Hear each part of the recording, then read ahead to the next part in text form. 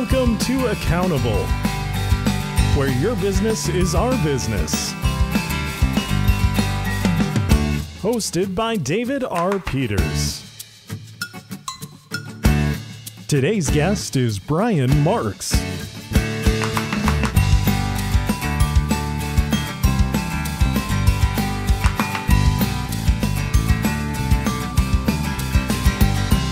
Welcome to Accountable, the podcast for CFOs by a CFO. My name's Dave. Welcome to our show this week.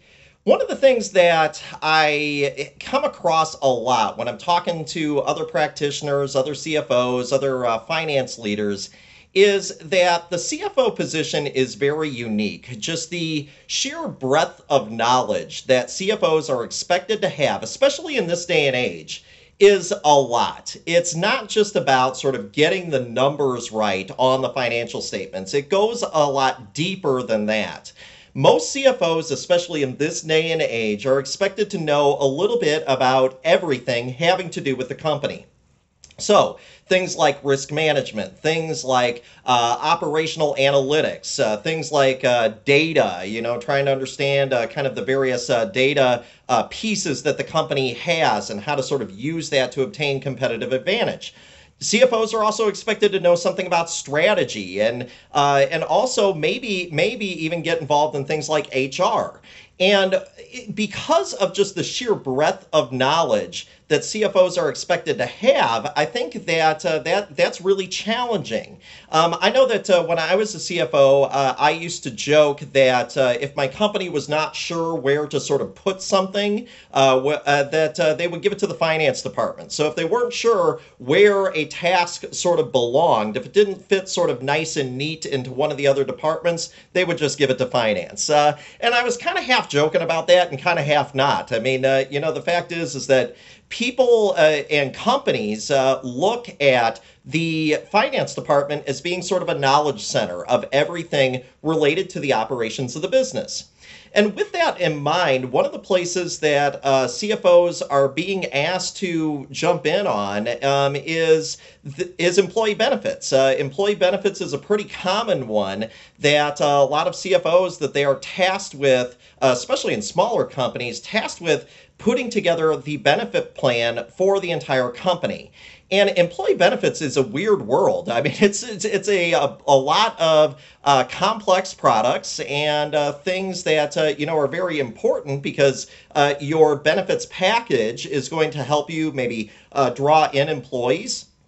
It's also going to help you retain talent too. And so your benefits package is pretty important if you want to remain competitive in the market. And so it's an important part of our business because it's taking care of our people, but yet it's also a place too where a lot of us, we may not have had sort of formal training in the area of employee benefits. And that's what makes that particular area, I think, so challenging.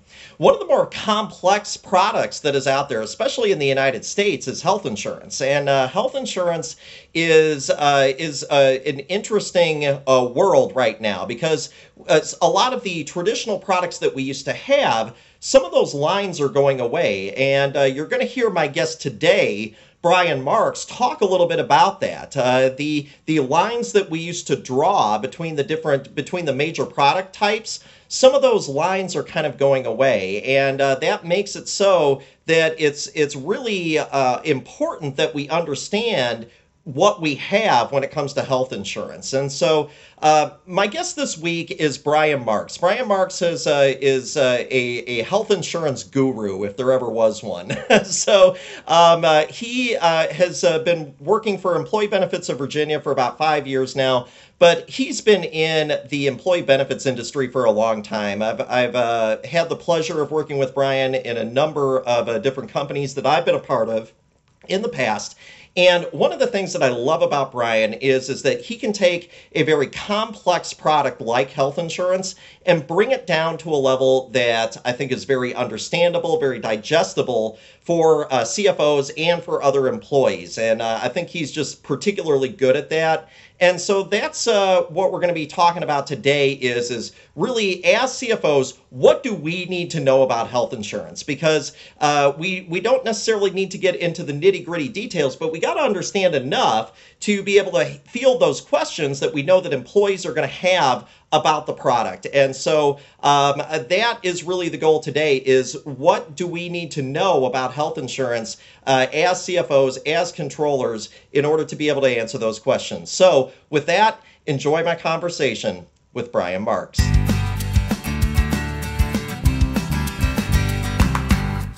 My guest on this episode of Accountable is Brian Marks. Brian, thanks so much for being on the show this week.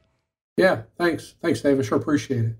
Yeah, so Brian, our topic this week is health insurance. And I have to tell you that I think for a lot of folks, a lot of finance leaders that are out there, a lot of CFOs, a lot of controllers, those types of folks, I think that they typically find health insurance to be pretty intimidating.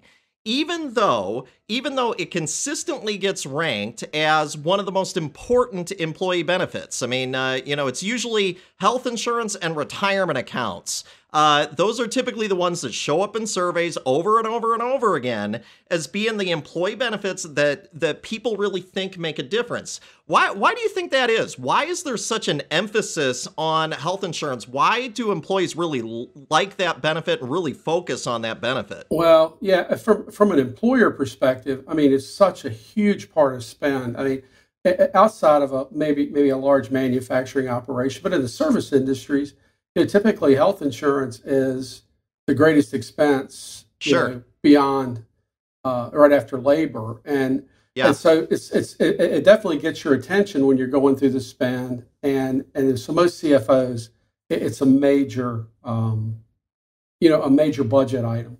From an employee perspective, which ultimately rolls into an employer perspective, right, is it's such an important benefit, because the true cost of healthcare, as we all know, is out of sight. And so it becomes not just a financial protection for an employee and their family. It becomes an emotional decision. And the emotional decisions also enter into the employer side. Yeah. Because it's like, hey, do we have the best doctors for our people? Do we have the best plan design for our people? Can we attract? Can we retain our labor? And so when it gets to it, a lot of people, I always say, have to go home and explain what their health care is, what their health insurance is. Right. So you've got the family involved, you've got kids, and it's just so emotional. People don't make decisions near the same way that they do with other items, for sure. Because it's your family, it's your kind of your livelihood, and it's one of those things that it's like and especially too, and we sometimes talk about this on the life insurance side a little bit, but like if you've had some kind of or disability insurance sometimes too, if somebody's had like a really bad accident that and they didn't have insurance, I think you're sort of more inclined to say like, oh my gosh, this is really, really important. Oh, absolutely. Absolutely. And it's a situation where everybody has that horror story. Right. Where somebody didn't have coverage. Of course, a lot of that's gone away with the Affordable Care Act, because access is a lot better than it used to be. But there's still a lot of people out there that are uninsured or underinsured. Right. We get calls all the time, and we work predominantly under 150 or so employees. We'll get, folks call that have bought a plan that's super inexpensive on the internet, right? Yeah. Healthcare.com, not healthcare.gov, right? Yeah, and, right. And wow, I mean, it's a situation where they realize that their coverage is very limited. And then all of a sudden, the physician prescribes a med that's $10,000 or $15,000 a month. Yeah. And they have a $3,000 drug cap. So it's non-ACA plans.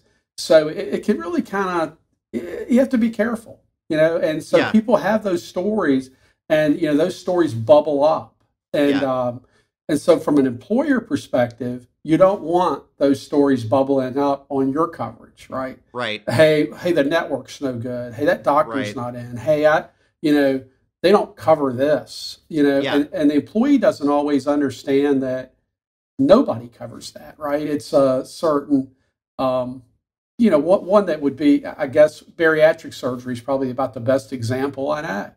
And most employers don't cover it. Fully insured plans typically here in Virginia don't cover it, even though in North Carolina that's different. It's so different. And so, they'll go, that doesn't cover it. Our plan doesn't cover that. Well, I hate to tell you, but nobody's plan covers that, right? Well, that's a great point. I mean, because and the other thing is too, is I think health insurance is kind of, it's kind of in your face in a way, because it's like, as soon as something happens, then then it's like your health insurance coverage is really important. Oh, yeah. And people, and I don't think that the average employee a lot of times actually knows what they have. No, they have no idea. Right. They have somebody like me or our team come in, once a year maybe, and talk about the benefits, and it's just like, okay, another meeting, I have to attend. And again, until it hits home, or they have that horror story from a friend or family member, they maybe don't pay attention, right? Yeah. And I've often said that usually people always complain about the cost of benefits unless it's totally free. Now we're talking about the employee level now. And the ones that never complain are ones that have been through a major health episode typically.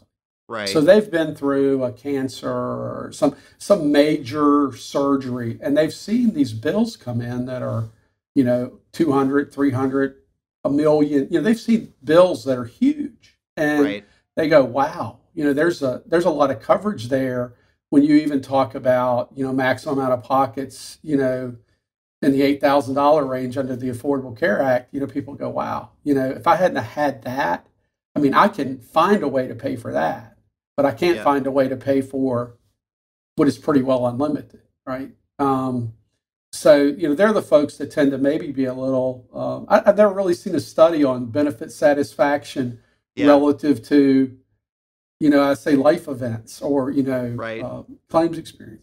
But it's that's when it really hits home. But you're right, until you really have that occurrence, you don't really get it. Yeah, well, and one thing that I will say, and I guess this is a little bit of a peek behind the curtain, I suppose, but at some of my previous places where I've been employed, you've been the one who's come in and kind of talked to our group about the health insurance coverage. What are some of the things that you typically get asked when you do a presentation like that? What are some of the things that are sort of immediately on the employee's mind? Is it kind of situation to situation, or do you get some common? Yeah, totally. Okay. And you get things where, usually it was, what's my copay to see the primary care? Okay. What's my drug copay? Deductibles, sometimes, people are getting much more aware of deductibles. Dave, I'm old enough to know or remember when we had very low or no deductibles. Right. And, now, deductibles are commonly, $1,500, $2,000, $3,000 routinely. So their questions really are like, okay, when I take my kids to the family doctor, they have a cold or the flu, what do I pay? Right. So that's part of it. Yeah. And then, we've added a lot of complexity to our business to try to mitigate the cost. And one of them, high deductible health plans. I always say they're pretty simple, really, because you have a deductible and nothing gets paid until you hit your deductible, right? And then after the deductible, you either pay a little or you pay a fair amount until you hit your maximum out of pocket.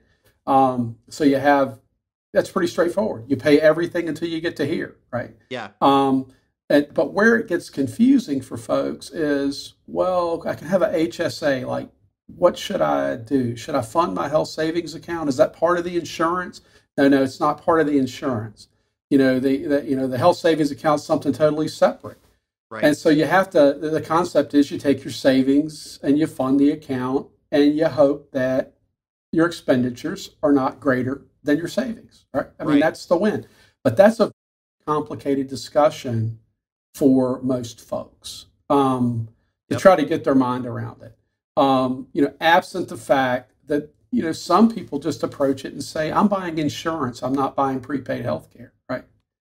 And that's the real kind of difference, the crux of the difference in the question. Some folks definitely like, prepaid healthcare. I want it very predictable. I want to know what happens when I go to my family doctor. I want to know what happens when I go with a prescription. And other folks are, hey, I'm okay paying that because I don't want that money coming out of my check every week. And there's no right or wrong answer, right? And I think that's another thing that frustrates people. And Dave, I know you've heard me say it. I say that, the classic answer is it depends, right? I mean, that's our answer. It's just like accounting. The answer is it's situational. It depends. Yeah. And so as we dig into those kind of things, it's hard to tell an employee, hey, there's really no right or wrong decision. There's no magic here, right? Yeah. There's some good decision support tools in the market that can help people, but ultimately it's a situation where, they have to be comfortable inside, that they're can live with a $5,000 exposure or a $7,000 exposure. Some folks can. It's just like a stock portfolio. There's a lot of people that like, all equities, and there's a lot of folks that want to be in, a guaranteed account, right? So, I think I think everything you said there is very well said. I typically tell people that whenever I'm teaching my my tax classes, I always say that it depends is usually the right answer. Yeah. It's also the most frustrating answer. Though, absolutely. So. There's no doubt about it. And I know it frustrates people when you tell them that, Yeah. Well, I mean, I think what you bring up though is a good point. Is that some of the sort of keys to sort of picking a good health plan is around just risk tolerance. I mean, are you comfortable with the risk that that you may get hit with a pretty high deductible if you get if something happens, and in which case an HDHP with an HSA plan is probably fine. If you want predictability though, higher cost, generally, but maybe one of these other plans might be a better match. Oh yeah, predictability is expensive. Yeah, sure. And that's really what you're doing. You're shifting the risk for the day-to-day care from you to the insurer, and there's a cost for that. Yeah. And so if you kind of start to understand, how that works, I think it makes it easier to understand. And again, most CFOs understand. Most of our HR folks, they get it. But when it comes to the employee, some get it, some don't. They want it simple. And that's one of the dynamics that, I've seen in the industry. We talked about mentioned the Affordable Care Act a little bit earlier. Sure. When the Affordable Care Act was signed into law, we all felt like small business will go away. All our small business clients they'll just get rid of their plans. They'll go to the marketplace. They'll totally leave the small group market. And actually the reverse happened. Okay. People, put plans in because the individual marketplace was very confusing for them and their employees. I had one of my long-term clients say one day, I mentioned, well, you could send them to the marketplace. And he goes, no way. Because he said, I would literally have to have a person in HR that did nothing but help them with, rightly or wrongly, with questions around insurance. Yeah. And he said, because they see me as the place to come for that. And whether we like it or not, that's the way it is, at least short term. So. That's an excellent point. Is even if you the employees oftentimes kind of look to the CFOs or somebody in human resources to be that knowledge center for this, even if it's not necessarily the company plan. They don't know who to ask, and so they're just gonna ask you. Yeah, I think you touched on something kind of interesting here, and I want to kind of explore this a little bit. You talked about how the complexity of products is changing. Could Sure. you maybe just talk a little bit about some of the major types of plans? I mean, we've heard the terms, we've heard the acronyms, HMO, PPO. Talk about some of those concepts and what do they mean? Yeah. Yeah. Generally, HMOs generally are a localized network. Now, Okay. of course, again, the answer, it depends, right? So you could have an HMO with, and not to mention the major, there's not that many carriers anymore, right? But you could have, an HMO with, with a national carrier like an Aetna or United Healthcare or Cigna, and you can have an HMO network that's good in Virginia, California, New York, Florida, wherever. Right. When you get with the blue plans, typically their HMOs are, Anthem, Blue Cross of North Carolina, South Carolina. They're localized generally. So here in Virginia, it's the major metropolitan areas, and if you need coverage outside of Virginia, you go to a PPO. Okay. Okay. The lines have blurred a bit. Is what I really want to kind of draw here is because we'll have clients all the time go, well, I don't want an HMO. Right. I hate to tell you, but all these plans are HMOs. They have out-of-network benefits. Okay. But they're filed as HMOs. Now they feel like a PPO. What people typically refer to when they start talking about HMOs and POS and PPO is whether they have out-of-network benefits or not. So most of our clients tend to believe HMOs have no out-of-network benefit. They kind of get more about benefit design than about network. And then they consider anything with an out-of-network benefit a PPO, okay? Right. Where indeed it may actually be a point of service, which is an HMO with an out-of-network benefit. Generally, HMOs have smaller networks. POS or HMOs with an out-of-network benefit, and PPOs have an out-of-network benefit and the largest network. So another thing that I've kind of seen happen is most of the carriers have made their medical policy as consistent as they can across the products. So and having said all that, then there is, of course, the newest development that I see are high performance networks. I mean, they've been out there a long time on the large group market, the larger employers. But I'm seeing them make their way down to the smaller market where, okay, if you're willing to give up this hospital system, we can give you a lower cost. Right. Oh, that's a decision to be made, right? And ultimately, it's probably not a bad thing to do. I mean, you're rewarding the provider community for giving better pricing to the carrier, at least, and ultimately to the employer. So as long as you're okay with that, that's fine, and you do it with eyes open. And then I think the last piece is from an employee perspective, if you have choice. Right. So, okay, we're going to offer a PPO and we're going to offer an HMO.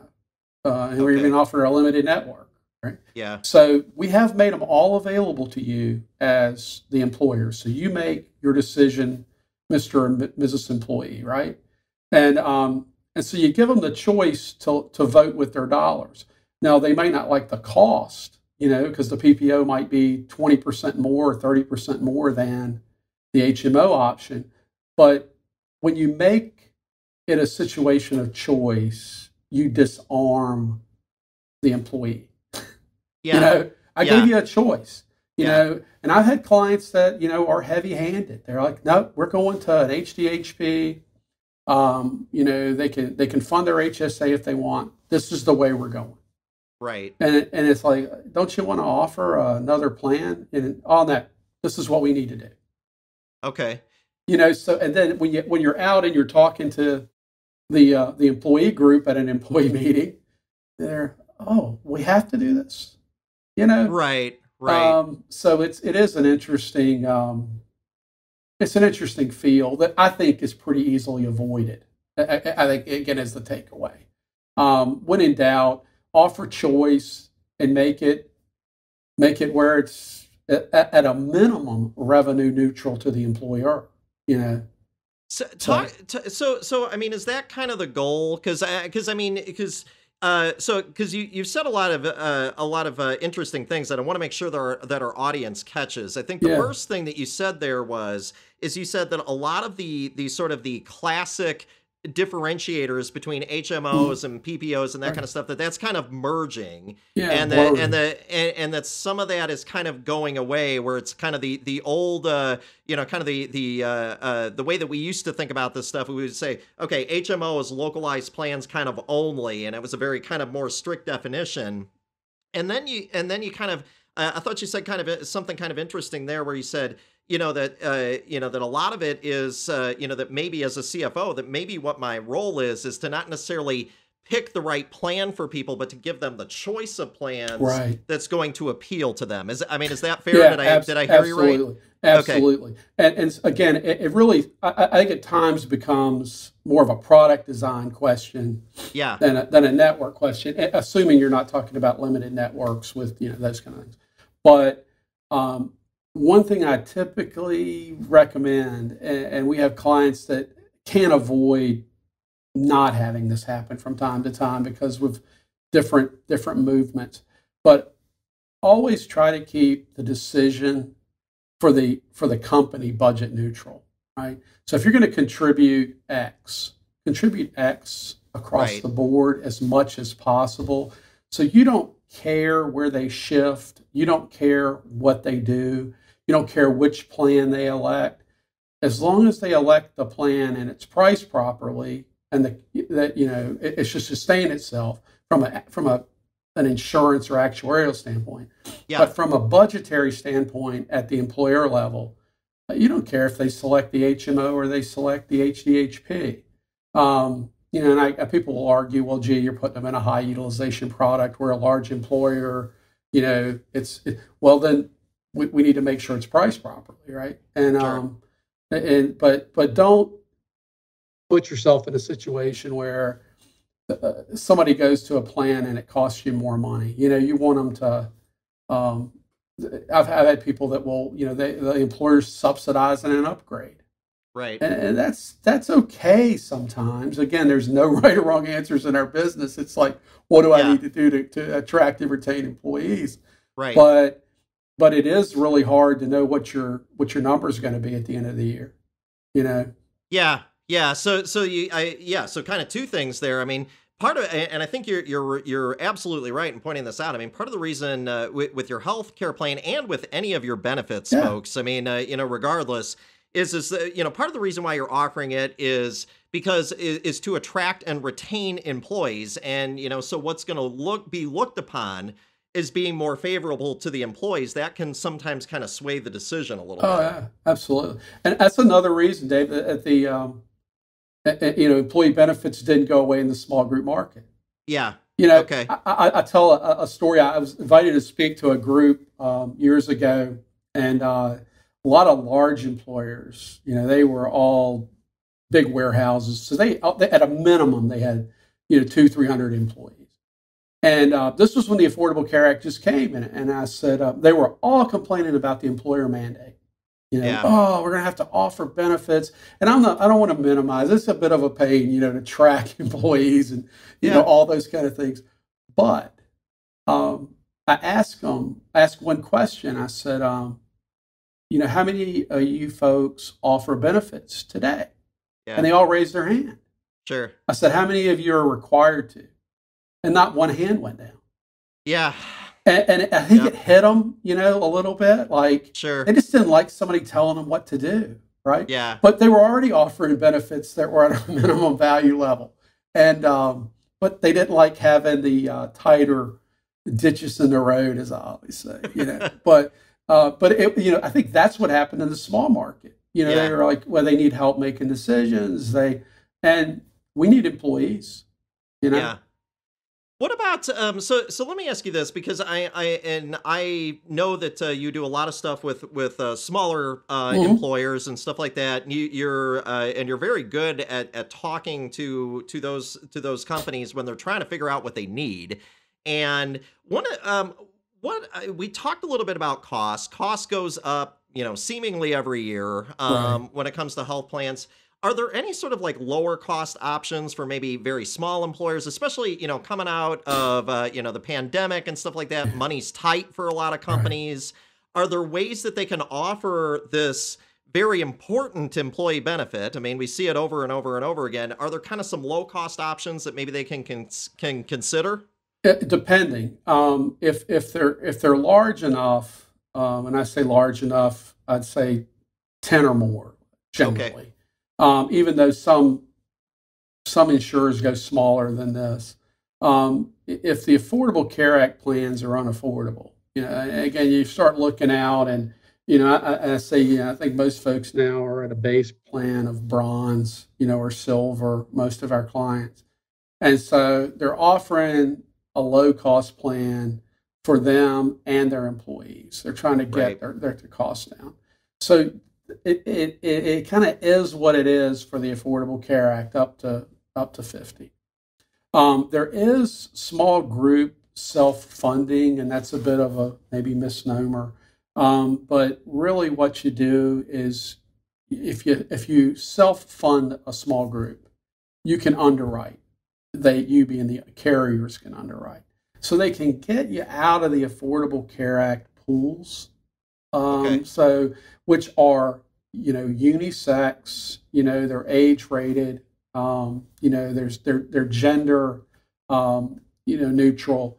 So when you start looking at the demographics and traditional underwriting, and you take employee groups that are, maybe young and male, not to stereotype, but you get these young construction groups, they are going to be, with absent any big medical conditions, they're apt to save some pretty significant money, by trying to find a self-funding solution. Now, there's a certain degree of hassle factor there, because now you have to go and get all the things that you used to hate about health insurance in the small group market. You fill out medical questionnaires, and then you got HIPAA issues, and you got all these things going on.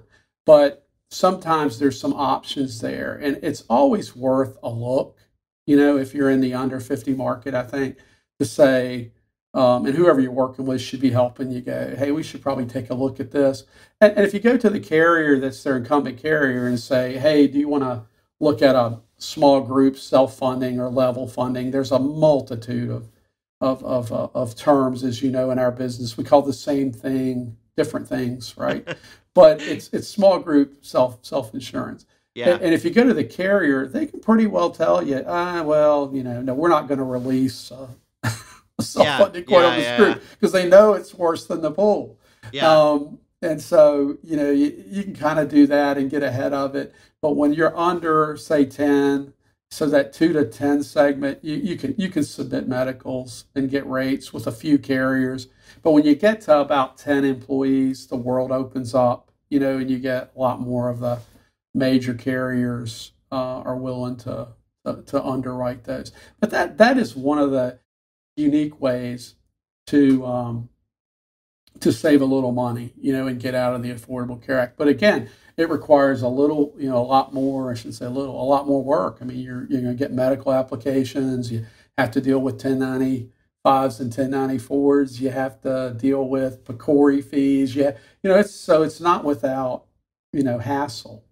So the question is, are you comfortable with that? And we have some clients that go, hey, I can save, 10%, and I'm not dealing with it. I don't want to deal with it. I just don't want to be in the middle of it. I'm okay fully insured, but I don't want to do that. And that's okay. Yeah. Yeah. So it sounds to me like these small employer self-funded plans, it sounds like it's more sort of individualized underwriting. And so totally. Yeah, okay.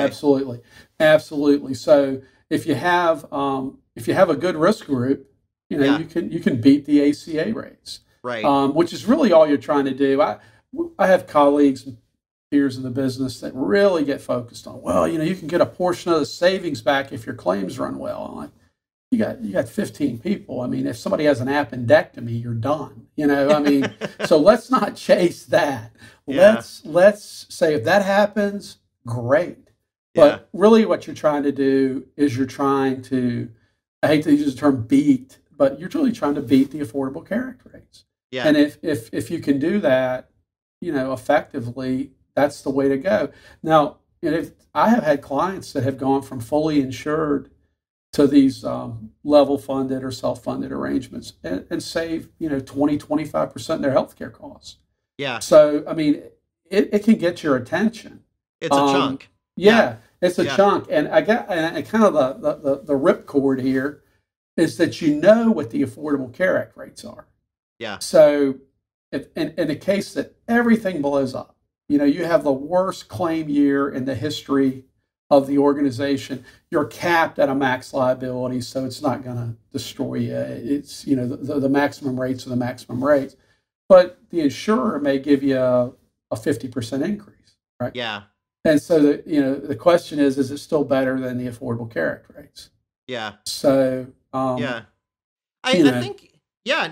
think that's a great point.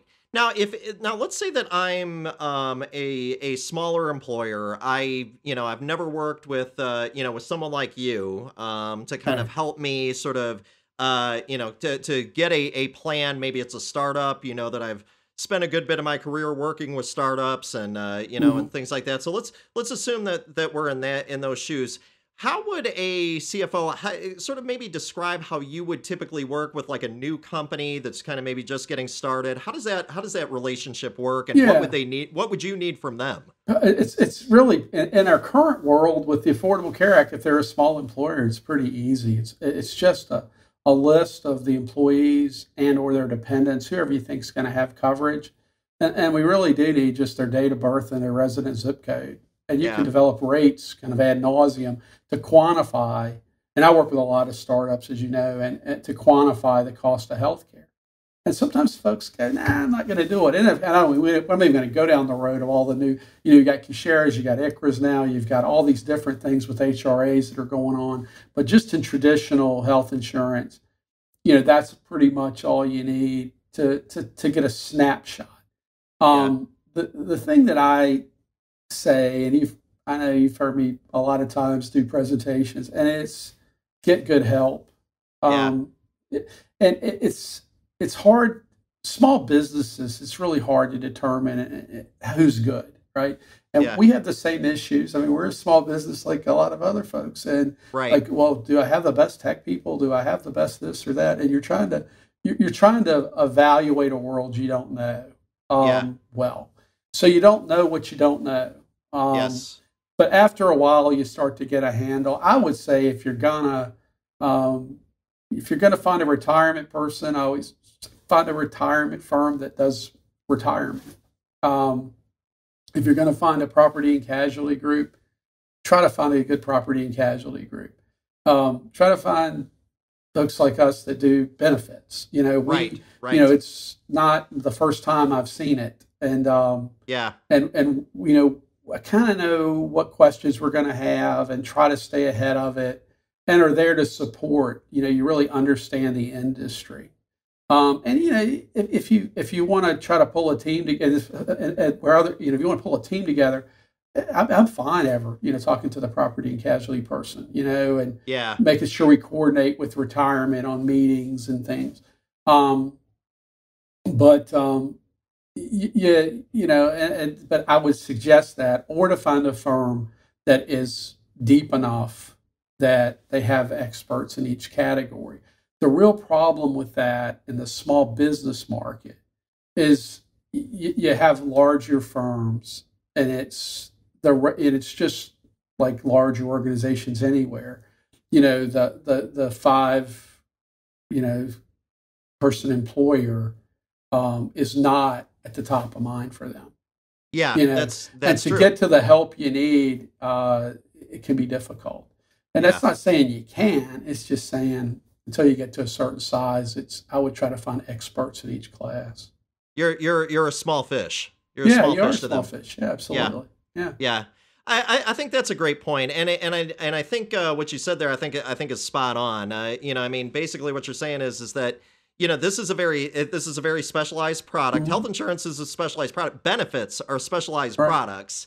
And so, especially if you're in every startup that I've ever worked for, there's, I've never met a CFO that works for a startup that is like, has gobs of time, like, so, right. Understatement, yeah. So, yeah, exactly. And so, I mean, it's like, handing this off and finding somebody who you can work with, who's willing to go out and trust. And that's really it, more than I think anything else. Is it's got to be somebody who you can trust the advice, and who's going to be looking out for you. That's a win. Yeah. Oh, absolutely. And we've talked about health insurance and healthcare but where it really gets difficult, is things like long-term disability and life, and until you have 10 employees, the world's really difficult to navigate.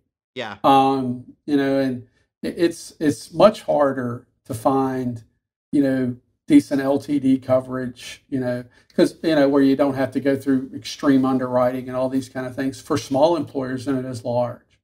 Yeah. It's much easier. So those are the benefits that it's like a bite at an apple. You might understand you have to do healthcare and dental, maybe vision. That's really easy. Yeah. But some of the other coverages that you think would be really easy, like long-term disability, not so much. Not so much. Yeah. I think that's great advice. Any other advice, maybe for CFOs? We talked about find somebody that you trust to do this stuff. Any other sort of rules of thumb or anything like that for CFOs as they're kind of exploring the benefits world and trying to figure out what's best? I say I've really hit on them. I think be diligent. Ask questions. Make sure you get an analysis every year. To kind of get a feel for what's out there.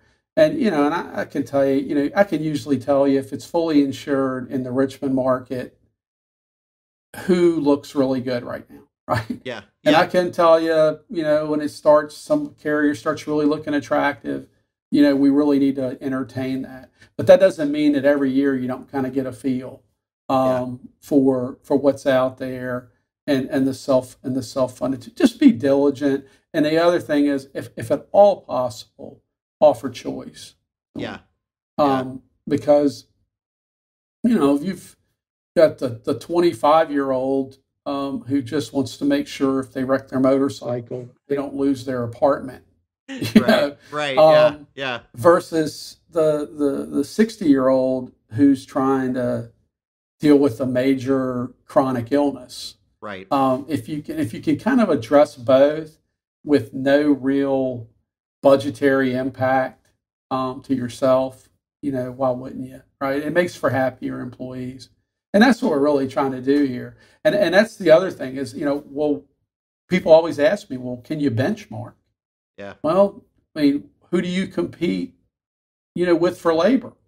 Right. Because a national benchmarking study is really, it's difficult.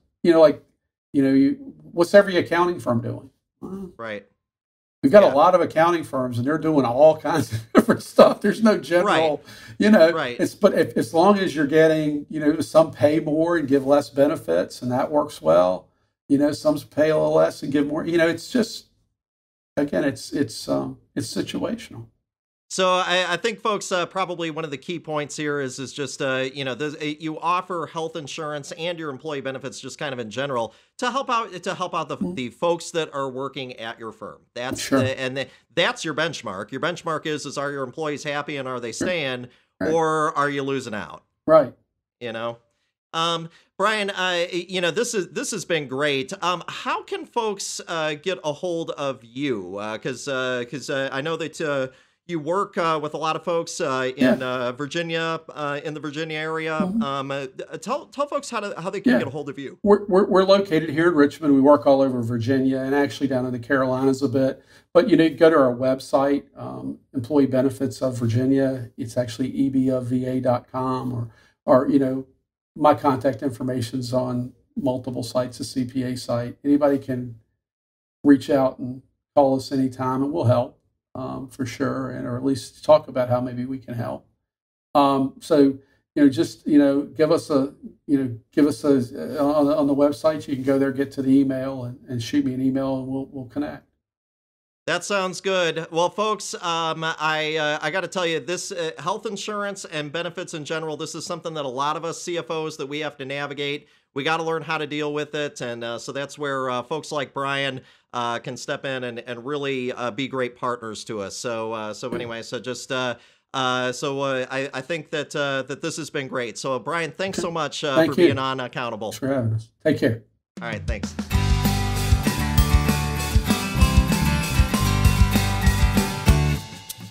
Thanks for listening to Accountable. Be sure to subscribe for more interviews and insights from today's business leaders. David Peters is a registered representative offering securities through Cetera Advisor Networks, LLC, member FINRA SIPC. Advisory services offered through Carroll Financial Associates, a registered investment advisor. Peters Tax Preparation, David Peters Financial, Carroll Financial, and Cetera Advisor Networks are not affiliated. He is located at 1657 West Broad Street, Unit 5, Richmond, Virginia, 23220, and can be reached at 804-332-1373. The views depicted in this material are for information purposes only and not necessarily those of Cetera. They should not be considered specific advice or recommendations for any individual.